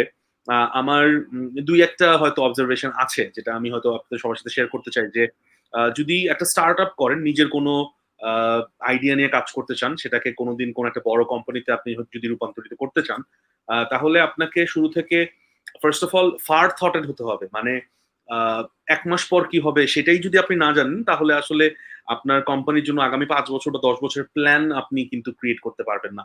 So you have to be একটু ফার থটেড এবং you have to be passionate. আসল কথা হচ্ছে গিয়ে যে আপনি আহ, যেই সলিউশনটা প্রোভাইড করছেন, যেমন আপনি যদি একটা এজেন্সি করেন, হয়তো আপনি বিভিন্ন কোম্পানিকে ডিজিটাল সার্ভিস গুলো প্রোভাইড করবেন। সেই ক্ষেত্রে আপনাকে সেই কাজের ব্যাপারে প্যাশনেট হতে হবে এবং ছোট ছোট করে সবগুলো বিষয়ে একটু আইডিয়া রাখতে হবে। এটা কিন্তু খুব ইম্পর্টেন্ট, আমি যেটা ফিল করি যে আহ, একজন অন্টারপ্রেনারের কিন্তু অ্যাকাউন্টস এর ব্যাপারে একটু আইডিয়া থাকা লাগে, মার্কেটিং এর ব্যাপারে তো অবশ্যই আপনার আইডিয়া থাকা লাগবে, নিজের কোর স্কিলের ব্যাপারে তো অবশ্যই লাগবে, ওভারঅল এইচআর এর ব্যাপারেও মাঝে মাঝে একটু আইডিয়া থাকা লাগে। আপনার ধরেন দেখলেন যে এজেন্সি খুলছেন, ৩ দিন পর কেউ ১০টার পরে ১০টার আগে কেউ অফিসে আসে না। দেখা যাচ্ছে যে আপনার আহ, সবাই হয়তো তাড়াতাড়ি বের হয়ে যাচ্ছে, আপনি বুঝতে পারতেছেন যে ওভারঅল আপনার প্রোডাকশন কমছে, আপনার এফিসিয়েন্সি কমছে। তখন হয়তো একটু স্ট্রিক্টলি এইচআর হিসাবে আপনাকে কাজ করতে হবে, কিছু নোটিশ পাঠাইতে হবে যে লেট হলে হয়তো বেতন কাটা যাবে, এইসব অনেক কিছু আছে আসলে। সো আই থিঙ্ক শ্রম আইন জানতে হবে, ট্যাক্স আইন জানতে হবে, অনেক কিছু। অনেক কিছু আছে। সো ভাইয়া খুব সুন্দর করে আসলে বলছেন যে শেষ পর্যন্ত আপনি যখন করতে নামবেন, কনফিডেন্সটা পর যখন করতে নামবেন, অনেক কিছু তখন শিখবেন। এটা কিন্তু আসলে শুরু থেকে বলা যায় না। এমন হতে পারে আমি কিছু প্রবলেম ফেস করছি যেগুলো আপনি করবেন না, আবার এমন হতে পারে আপনি কিছু এমন প্রবলেম ফেস করেছেন যেটা হয়তো আমি করি নাই। আর চেষ্টা করেন, যদি মাইন্ডসেটটা মোটামুটি করেই ফেলেন যে আমি একটা নিজের কোম্পানি, নিজের একটা এজেন্সি স্টার্ট করব, আপনার আশেপাশে মানুষ যেন এরকম পজিটিভ মেন্টালিটি থাকে, আপনাকে যেন ইন্সপায়ার করার মতো মানুষ থাকে, এবং যদি কারো কাছ থেকে কোনো অ্যাডভাইস নিতে পারেন সেটাও খুব ভালো হয়। ইনশাআল্লাহ আমরা তো আছি, ডেফিনেটলি শিখবে সবাইতে আমরা আছি, আপনারা যে কোনো সময় প্রশ্ন করতে পারেন। আজকের লাইভটা কিন্তু বাই দ্য ওয়ে আমরা বেশ কিছু কমেন্ট পেয়েছি, আমি তা আরেকবার একটু জানিয়ে দিই। আজকে লাইভে আপনারা চাইলে কমেন্ট করতে পারেন, কোয়েশ্চেন করতে পারেন। আমরা চেষ্টা করবো সেই কোয়েশ্চেন গুলো আনসার গুলো ভাইয়ার কাছ থেকে আসি। কিন্তু খুব মজার মজার জিনিস আমরা জানতে পারলাম। ভাইয়া অনেকদিন ধরেই মার্কেটিং এর সাথে কাজ করছেন, পিআর এর সাথে কাজ করছেন। পিআর ব্যাপারে আমার কিছু কোয়েশ্চেন আছে, আসলে আমি খুব ভালো করে বুঝি না এই যে ব্যাপারটা। এটা পরের কোয়েশ্চেনটা হবে। সো আপনার যদি কোনো প্রশ্ন থাকে যে আপনার মার্কেটিং অথবা ডিজিটাল মার্কেটিং অথবা ওভারঅল যদি আপনার কোনো প্রশ্ন থাকে জিজ্ঞেস করতে পারেন। হ্যাঁ ভাইয়া, পরের প্রশ্ন হচ্ছে গিয়ে খুব সংক্ষেপে যদি বলেন হোয়াট ইজ পিআর। এটা আসলে আমি খুব ভালো বুঝি না এই টপিকটা। ওকে, পিআর এর একেবারেই সহজ করে বললে পাবলিক রিলেশন, জনসংযোগ, এবং সবচেয়ে কমপ্লিকেটেড একটা জায়গা, কারণ আপনি জানেন জনগণ মানেই হচ্ছে যে খুব কমপ্লিকেটেড একটা ইস্যুস। এটা মানে কেউ এটাকে ঠিকভাবে রিড করতে পারে না। কি রাজনীতিবিদ, কি ব্যবসায়ী, আমরা কেউ জনগণকে আসলে 100% রিড করতে পারি না। এমন কিছু ইস্যুস অ্যারাইজ হয় যেটা কখনোই আগে ভাবি না যে এটা নিয়ে কোনো প্রশ্ন দাঁড়াতে পারে, অথচ এটা নিয়ে হইচই পড়ে যায়। আবার অনেক এমন ইস্যু হয় আমরা যখন শুরু করি তখন ভাবি যে মানুষ হয়তো এটা কিভাবে নেবে, দেখা যায় যে মানুষটাকে পজিটিভলি নিয়ে নিয়েছে। তো এই যে কমপ্লিকেটেড জনগণ, এদের সাথে সম্পর্ক, আপনি জানেন সম্পর্কটাও এখন কমপ্লিকেটেড হয়ে গেছে। ভাই বোনের সম্পর্ক, বাবা মার সাথে সন্তানদের সম্পর্ক, প্রতিবেশী সম্পর্ক, প্রেমিক প্রেমিকার সম্পর্ক, সবকিছুই কিন্তু, সম্পর্কগুলোও কিন্তু অনেক বেশি কমপ্লিকেটেড। সো এই যে দুইটা কমপ্লিকেটেড ইস্যুস এক জায়গায় নিয়ে আসা হয়, সেটাই হচ্ছে পাবলিক রিলেশন। তো এই জিনিসটা যে বিভাগের মাধ্যমে করা হয়, আপনি পার্সোনালি আপনার নিজেরও পাবলিক রিলেশন আছে। আপনি দেখবেন যে পরিবারের এক ভাইয়ের সাথে পরিবারের অন্য সদস্যদের সাথে কিংবা আত্মীয় স্বজনের সাথে খুব ভালো সম্পর্ক। এই ছেলেটার এক ভাইকে সবাই খুব পছন্দ করে, আরেক ভাইকে কেউ পছন্দ করে না। এই যে পছন্দ না করা ভাই, এর পাবলিক রিলেশনে প্রবলেম আছে। হয়তো অনেক সময় এই পাবলিক রিলেশন ভালো জানা লোকটার চাইতে এই কম জানা লোকটা ভালো লোক। অনেক সময় হয় না যে এই লোকটা আসলে ভালো কিন্তু মানুষের সাথে মিশতে পারে না, because of or public relation skill নাই। তো এটা ব্যক্তি উদাহরণে বললাম আমি। প্রতিষ্ঠানগুলো এরকম যে প্রতিষ্ঠান ভালো কাজ করেও অনেক সময় দক্ষ পিআর টিম কিংবা পিআর এজেন্সি না থাকার কারণে তার এই ভালো কাজগুলোও অনেক সময় জনগণের কাছে তুলে ধরতে পারে না। আবার ধরেন কোন প্রতিষ্ঠানের তো নিজের চোখ, নাক, কান, মুখ নেই, ইন্দ্রিয়গুলো নেই। এই ইন্দ্রিয়গুলোর কাজ কিন্তু পিআর টিমটাই করে। তারা মার্কেট এর যে কাস্টমার ফিডব্যাক বলেন, এভরিওয়ান হচ্ছে আপনার যে কোনো প্রতিষ্ঠানের জন্য পটেনশিয়াল কাস্টমার। যে আপনারটা কিনছে সেও আপনার কাস্টমার, যে কিনছে না সেও আপনার কাস্টমার। আমি সবসময় বলি এখন বড় প্রতিষ্ঠানগুলোকে, বড় ব্র্যান্ড গুলোকে হয়ে যেতে হয়েছে অনেকটা গণতান্ত্রিক দলের মতো, যে বেশিরভাগ মানুষ যেটা পছন্দ করবে আপনাকে সেটাই করতে হবে। আপনার হয়তো মোটোর সাথে যাচ্ছে না, আপনার হয়তো আপনার ব্র্যান্ডের যে টাইপের প্রোডাক্ট আপনি ব্যবসা করেন সেটার সাথে যাচ্ছে না, যে কারণে দেখবেন চাইনিজরা প্রচুর টুপি বানাচ্ছে। ওর মানে যাদের ধর্মের প্রতি কোনো বিশ্বাস নাই, বাট তারা ধর্মের একটা উপকরণ তৈরি করে অ্যারাউন্ড দ্য ওয়ার্ল্ড এক্সপোর্ট করছে, জাস্ট বিকজ অফ সে বিজনেসম্যান। সো বিজনেসম্যানকে হতে হবে অনেকটা এই যে এই জনগণের প্রতি দায়বদ্ধ। আমার পছন্দ হচ্ছে না একটা কাজ করতে, তারপরও আমাকে সেটাই করতে হবে যদি বেশিরভাগ ক্রেতা কিংবা দেশের নাগরিকরা সেটা পছন্দ করে। তো এইটার যে অ্যাডভাইসটা কোম্পানিকে দিবে যে এই মুহূর্তে এই কাজটা করা যাবে, এই কাজটা করা যাবে না, এই কাজটাই হচ্ছে পিআর টিমের কাজ। পিআর টিম শুধু যে মানে কোম্পানির প্রেস রিলিজ পাঠালেই পিআর টিমের কাজ শেষ তা না। পিআর টিম হচ্ছে মানুষের যে চিন্তা চেতনা, দেশের যে সাংস্কৃতিক এবং কি বলি আমি তাদের যে আচরণগত পরিবর্তনগুলো হয় সেগুলোর উপর গবেষণা করে প্রতিষ্ঠানকে সেই ইনপুটটা দিবে। প্রতিষ্ঠান সেই অনুযায়ী তার আচরণকে পরিবর্তন করে নেবে, যাতে এই সময়ের মানুষের সাথে খাপ খাওয়াতে পারে। আসলে অল্প কথায় এটা আমি আসলে বলে বোঝাতে পারবো না আপনাকে। বাট পিয়ারটা খুব জটিল একটা জায়গা। এটা যদি দুর্বল হয় সেই প্রতিষ্ঠানের জন্য আসলেই ভোগান্তি আছে। ওকে, সো আই থিংক আপনার it's basically a part of marketing as well. এটা তো মার্কেটিং এর একটা পার্ট। রাইট, ব্র্যান্ডের পার্ট। ইমেজ, ব্র্যান্ড ইমেজ বলা যায় অনেকটা, যে আপনার পাবলিক ইমেজ। সেই আমি তো শুরুর দিকে বলেছি, সেই যখন সীমিত আকারের বিনিময় প্রথা শুরু হয়েছে তখন থেকে মার্কেটিং শুরু হয়েছে। এগুলো পরে শুধু টুলস গুলো যোগ হচ্ছে। Exactly, exactly. Great, thank you so much ভাইয়া। অনেক কিছু জানলাম আসলে আপনার কাছ থেকে আজকে। সো একটু একটা প্রশ্নতে একটু ফেরত আসবো। সেটা হচ্ছে এক্সপেরিয়েন্স এর কথা নিয়ে কথা বলছিলাম। সো আপনি তখন কিছু ভালো অ্যাডভাইস দিয়েছিলেন। সো একটু ওভারঅল যদি আমাদের স্টুডেন্ট যারা আছেন, যারা এখন আমাদের কিন্তু ম্যাক্সিমাম স্টুডেন্টরা হচ্ছে আপনার শিক্ষার্থী এখন। হয়তো তারা ইউনিভার্সিটিতে পড়েন অথবা হয়তো জাস্ট ইন্টারমিডিয়েট শেষ করেছেন। সো তাদের জন্য আম আপনার যদি কোনো অ্যাডভাইস থাকে যে এই টাইমটাতে কিভাবে কাজে লাগিয়ে, মানে ফ্রিল্যান্সিং এর জন্য তো একটা স্কিল ডেভেলপমেন্ট তারা করছে। হয়তো গ্রাফিক ডিজাইন শিখছে অথবা ওয়েব ডিজাইন শিখছে। তার পাশাপাশি সবাই তো আসলে দেখা যায় যে অনলাইন মার্কেট প্লেসে কাজ করব। এইজন্য মানে স্কিল ডেভেলপমেন্ট করে না। অনেকে চিন্তা করে আমার জবের ক্ষেত্রে কাজে লাগবে। যেমন আমি জানি আমাদের ইউনিভার্সিটির প্রচুর মার্কেটিং এর স্টুডেন্টরা গ্রাফিক্স এর কাজ শিখে। বিকজ ওরা হয়তো ফিল করে যে আমি যখন জবে যাব এই স্কিলটা আমার থাকলে ভালো হয়। সো এরকম যারা নতুন মানে জবে যাচ্ছে অথবা এখন ইউনিভার্সিটিতে কিছুদিন পর যাবে, তাদের জন্য আসলে স্কিল ডেভেলপমেন্টটা কিভাবে করা যায়? অথবা যেহেতু আপনারা অলরেডি রিক্রুটমেন্ট করছেন অনেকদিন ধরে, আপনারা এটাকে কিভাবে দেখছেন? ওকে, যারা ফ্রিল্যান্সিং এর জন্য এডুকেশন নিতে এসছে, বন্ধুকে দেখে এসছে সেরকম না, বুঝে যারা এসছে তারা ডেফিনিটলি আপনি যেটা বললেন ফিউচার দেখতে পারা মানুষ। ও ভবিষ্যৎ দেখতে পেয়েছে। আজকে আজকে ধরেন মার্চের শেষে থেকে বাংলাদেশে ওয়ার্ক ফ্রম হোম বলে আমরা যে কথাগুলো বলছি, ফ্রিল্যান্সাররা আজ থেকে ১০ বছর আগে এটা শুরু করেছে। সো আমি পার্সোনালি অনার করি এই সমস্ত লোককে যে ১০ বছর আগে আজকের দিন দেখে ফেলেছে। যে একটা দিন আসবে ঘর থেকেই সব কাজ করতে হবে। এবং লাস্ট 3 মান্থ এই যে প্যান্ডেমিক শুরু হওয়ার 3 মান্থে ইউরোপিয়ান যদি আ কিছু ডেটা এনালাইসিস করি আমরা, যে এই ৩ মাসে যত নিয়োগ হয়েছে তার ৮০ থেকে ৮৫% নিয়োগ হয়েছে ওয়ার্ক ফ্রম হোম। আল্টিমেটলি ফ্রিল্যান্সারদের জন্য। এবং আপনি গিগ ইকোনমির কথা যদি বলেন, গিগ ইকোনমির যে অপরচুনিটিটা, এটা আপনি আপনি আমার চেয়ে বেটার জানেন। আমার হয়ে যাচ্ছে হচ্ছে মামার বাড়ির গল্প করছি মাসির কাছে। সো গিগ ইকোনমির যে অপরচুনিটিটা, এটা পুরোটাই কিন্তু ফ্রিল্যান্সারদের জন্য। আপনি যদি 2014 সালের আমেরিকার গিগ ইকোনমিকে ফলো করেন, সেখানে ভার্চুয়াল প্রতিষ্ঠান ছিল অনলি 26, এবং 2020-র শুরুতে এটা হয়ে গিয়েছে 170। 14 থেকে এই 6 বছরে কয় গুণ বেড়েছে, 26 থেকে 170 হয়ে গেছে। এবং আমি আপনাকে বলতে পারি নেক্সট ডিসেম্বরে এটা 500 হয়ে যাবে মিনিমাম।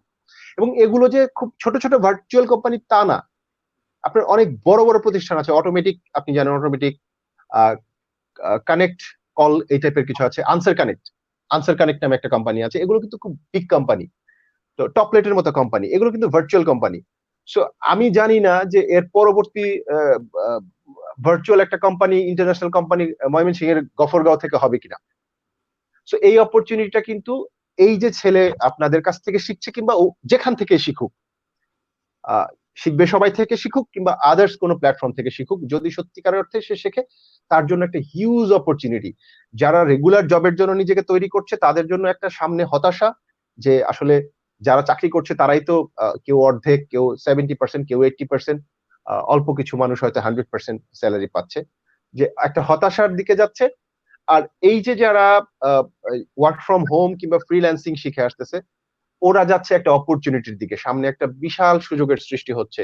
এবং ইন বাংলাদেশের কথাও যদি বলি, ইউরোপের কথা বাদ, বাংলাদেশেও যদি লাস্ট 2-3 মান্থে আপনি যদি যে জব হান্টিং ওয়েবসাইট গুলোতে আছে, দেখবেন যে বেশিরভাগই ডিজিটাল মার্কেটিং এর জন্য লোক চাওয়া হয়েছে। এরা কিন্তু এই ফ্রিল্যান্সিং এর জন্য যারা কাজ করছে, এদের থেকেই কিন্তু অনেকেই এই কাজগুলো, সে যদি চায় ফ্রিল্যান্স শিখলে, তো আপনার এমন না যে আপনার ফ্রিল্যান্সের কাজই করতে হবে। সেই একই, আপনি সাঁতার শিখে ফেললে নদীতে সাঁতার কাটবেন না, পুকুরে সাঁতার কাটবেন না, বাড়িতে সুইমিং পুলে সাঁতার কাটবেন, এটা আপনার ব্যাপার। তো সাঁতার কেউ শেখালে শিখে নেন, সামনের দিন খালি পানি আর পানি, সাঁতারই কাটতে হবে। সো প্রস্তুতি নেন। এক্স্যাক্টলি আই থিঙ্ক ওভারঅল আমরা যেটা শুরু থেকে বলছিলাম, যে এই কোভিড সিচুয়েশনটা আমাদেরকে একদিক দিয়ে অনেকটা সিনিক্যাল করে দিয়েছে। আসলে আমরা এখন একটা হাই টাইম, একটা খুবই গুরুত্বপূর্ণ সময়, কিছু চেঞ্জেস, কিছু লাইফ চেঞ্জেস আমাদের হয়তো এখন করতে হবে। এবং আমরা আসলে চেষ্টা করবো, আই থিঙ্ক এখানে যদি ভাইয়ের সাথে একটু অ্যাড করি, সবসময় চেষ্টা করবো যে একটু অ্যাওয়্যার থাকতে, মানে খোঁজ খবর রাখেন আর কি, একটু আপডেট থাকেন, রাইট, আশেপাশে কি হচ্ছে রাইট। সেটা দেখেন, ট্রেন্ড গুলো নিয়ে একটু স্টাডি করেন, আপনার ইন্টারেস্ট আছে যেখানে, সেই ইন্ডাস্ট্রি গুলো একটু রিসার্চ করেন, অনেক কিছু জানতে পারবেন।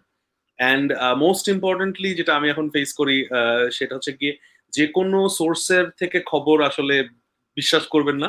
চেষ্টা করবেন যে সবসময় এমন কোনো সোর্স থেকে খবরগুলো পেতে যেগুলো মোটামুটি বিশ্বাসযোগ্য সোর্সেস আর কি।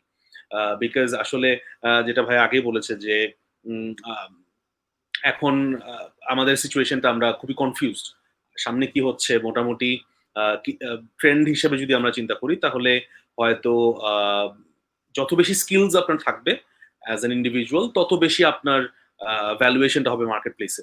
এবং অ্যাজ আ এমপ্লয়ি আপনার সবাই চিন্তা করবে যে, অ্যাজ এন এমপ্লয়ার সরি, সবাই চিন্তা করবে যে আমি আমার যতটুকু অ্যামাউন্ট দিচ্ছি, এটা কিন্তু এখন আমার জন্য আগের মতো আর it's not very comfortable for me. খরচটা এখন আমার জন্য একটা বিশাল ব্যাপার। সো আমি এবং আমি যতটুকু একটু একটু যোগ করি, বেশিরভাগ নিয়োগকর্তারা শিখে ফেলেছেন যে অল্প টাকায় মানুষকে দিয়ে কাজ করানো যায়। এক্স্যাক্টলি এটা কিন্তু এইটা রেগুলার জবের জন্য খুব রিস্ক চলে আসছে। তো আপনার ধরেন যে যে ফ্রিল্যান্সিং কাজ করছে, সে হয়তো একসাথে 3টা চাকরি করতে পারে। 3টা চাকরি থেকে যদি আপনি 50% করে স্যালারি পান, আপনার 1.5 গুণ স্যালারি হয়ে গেল। তো এই জায়গাটা আসলে অনেকের জন্যই, ধরেন যে যে প্রতিষ্ঠানটা গত মাসে, আমি যদি কোনো একটা ব্যাংকের কথা ধরি, যে গত মাসে হয়তো সে 100 কোটি টাকার টার্নওভার ক্রিয়েট করতে পেরেছে। তার আগের মাসে হয়তো যখন ওপেন ছিল তখন হয়তো তার 120 কোটি টাকা হয়েছিল, কিন্তু লোক লেগেছে তার অর্ধেক।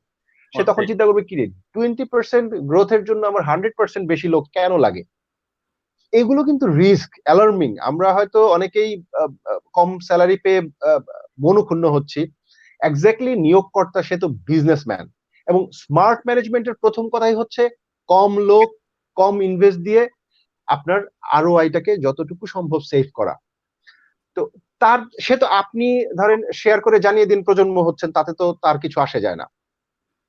আপনি যা দেখেন তাই শেয়ার করেন, যা দেখেন তাই বিশ্বাস করেন, কিন্তু সে তো তা করবে না। সে একটা একটা গ্রামারে চলে।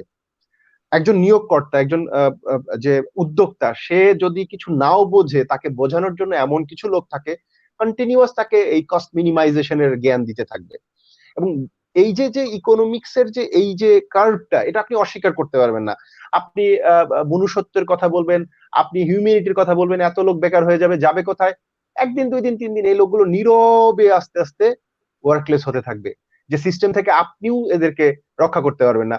যারা আমরা এই যে বিগ কোম্পানিগুলো যখন লোক ছাঁটাই করে আমরা রিয়েক্ট করি, আমার বাসার বুয়াটাকে কিন্তু মোস্ট অফ টাইম আমি বিদায় করে দিছি, যেদিন থেকে প্যান্ডেমিক শুরু হয়েছে, বা তুমি আগামী মাস থেকে আইসো না, যে এই মাসের বেতন দিয়ে দিছি, এরপরে কিন্তু 90% লোক তাকে আর কোনো খোঁজ নেই, স্যালারি দেয়নি। সো আমি যদি পার্সোনালি, আমিও তো একজন নিয়োগকর্তা, আমি যদি মনে করি যে ও কাজ করে না, ওকে কেন টাকা দিব, আমি যেখানে কাজ করি উনিও যদি এই চিন্তা করে, আপনি দোষ ধরবেন কোথায়? আপনি দোষ ধরবেন কোথায়? আপনি যদি ঢাকা শহরের যারা বুয়া হায়ার করেন, সব প্রতিষ্ঠান বাড়িতেই হচ্ছে যে গৃহকর্মী নিয়োগ করা হয়, 100 টাকার জন্য গৃহকর্মীর চাকরি চলে যায়। এই সাধারণ মধ্যবিত্ত যারা ফেসবুকে লম্বা লম্বা স্ট্যাটাস লিখি যে এই গার্মেন্ট লোক ছাঁটাই করছে, অমুক প্রতিষ্ঠান লোক ছাঁটাই করছে, আমরাই কিন্তু নীরবে প্রতিদিন 100 টাকার জন্য আমার কাজের ইটাকে হেল্পিং হ্যান্ডটাকে ছাঁটাই করে দিচ্ছি, যে তোমার চেয়ে ভালো লোক পেয়েছি 100 টাকা কমে। আমি ড্রাইভারটাকে ছাঁটাই করে দিচ্ছি, যে তোমার চেয়ে ভালো লোক 1000 টাকা কমে পেয়েছি।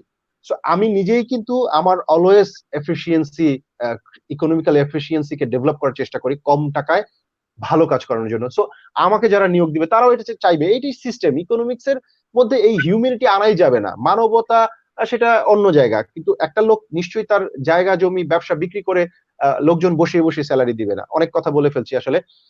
তো এই জায়গাগুলোতে যত সময় যাবে, এই ফ্রিল্যান্সাররা ডিফেন্সিভ মুডে খেলতে পারবে। সে যখনই একটা নিয়োগকর্তা এই যে লোক, নিজের লোক ছাঁটাতে থাকবে, আস্তে আস্তে সে কিন্তু ফ্রিল্যান্স ওয়ার্ল্ড এর প্রতি নির্ভরশীল হতে থাকবে। তখন কিন্তু এই যে ফ্রিল্যান্সাররা, হয়তো আপনি এক সময় আপনার যে বসের কাছ থেকে মাস শেষে 50,000 টাকা বেতন পেতেন না, মাসে 3টা কাজ করে তার কাছ থেকে 3 লাখ টাকা নিবেন, ওই নিয়োগকর্তাই আপনাকে দিবে। এইটাই ইকোনমিক্স। যখন যে যাকে ব্যবহার করতে পারে, আপনি যে সিএনজি ভাড়া 50 টাকা দিতে চাচ্ছেন না, বৃষ্টিতে পানি জমছে 200 টাকা, মামা যাবেন, মামা যাবেন। সো এইটাই ইকোনমি।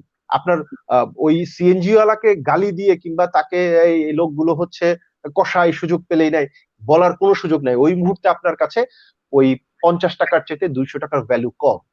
টাকার মূল্য নিমিষে। আপনি পরীক্ষার হলে 3 ঘন্টা সময় খুব দ্রুত চলে যায়, মনে হয় না? কেন মনে হয়? কারণ ওই তখন 3 ঘন্টা মানেই হচ্ছে আপনার 30 মিনিটের সমান হয়ে যায়।